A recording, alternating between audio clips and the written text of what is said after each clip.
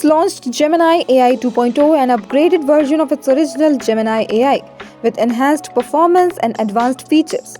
CEO Sundar Pichai described it as ushering in a new agentic era in technology. The 2.0 version offers more capabilities, including proactive, intelligent solutions for complex problems. It introduces the Flash model alongside Nano, Pro, and Ultra, improving imaging and audio processing. Gemini 2.0 also includes an AI agent that can take over tasks in web browsers like Chrome and smart glasses as part of Project Astra. Additionally, Google has introduced AI for gaming with a new assistant, Jules, to help gamers in various titles.